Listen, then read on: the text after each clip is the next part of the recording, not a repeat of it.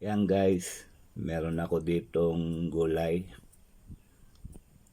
Mayroong talbos ng kamote,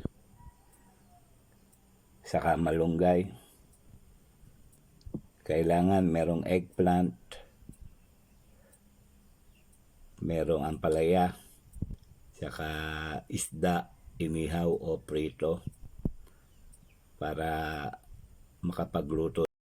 Magluto po tayo ng adobong saluyot. Yan po, iniwanan natin yung mga kailangan natin, bawang, sibuyas, kamatis, chicharon, at saka yung verde na yan, yung bell pepper na mura. Salamat sa mga nagbigay. Ayan, magigisa na tayo. Unahin natin yung sibuyas. Lagay natin sibuyas.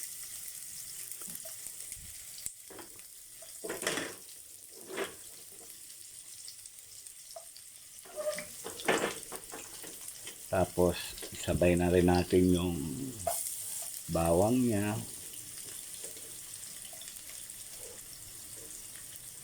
Yan.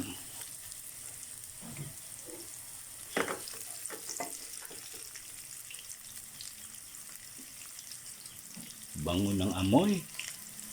No? Sigang igigisa po natin yan hanggang sa maluto.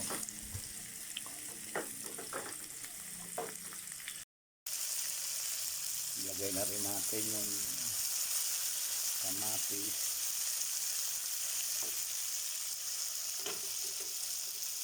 Yan, ilagay na rin po natin itong mga itong mga murang bell pepper.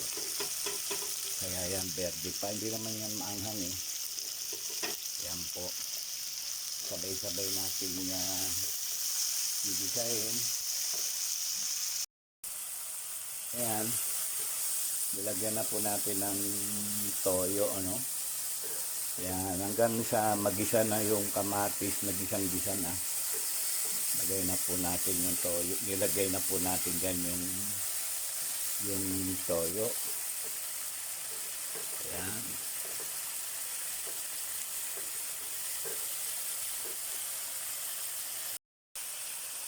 Ngayon, ito naman po lang ilalagay natin. Lagay na natin yung talbos ng kamote. Ayan. Yan po yung talbos ng kamote at isasama na natin sa paggigisa. Atin mo ng takpan. Yan po, medyo luto na yung talbos. Lalagyan ko po ng konting tubig. Yan, konting tubig lang po. Ayan, konting sabaw. Tapos takpan po natin ulit.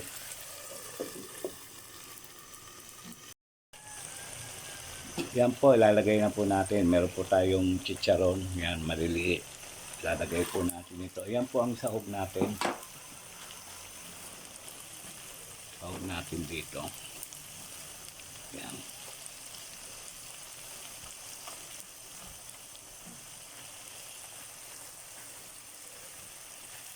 Wala po tayong, hindi po nagpunta ng palengke, kaya hindi nakabili ng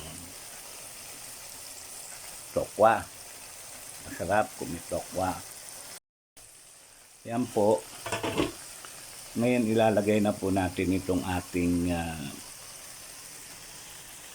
saluyot. Ayan, mukhang marami, Napakarami kasi ng saluyot natin. Pero pagka natunaw, hindi ko po ilalagay lahat kapag kasi nalanta naman daw yan. Konti lang daw yan. Ayan. Ngayon, lalagay na po natin itong ating pampalasa. Yan. Makita nyo, natuyo po siya, wala po siyang sabaw. Ito na po. Ito na po yung ating finished product. Ito po. Simple lang po yan. Adobong saluyot na may sahog na chicharon.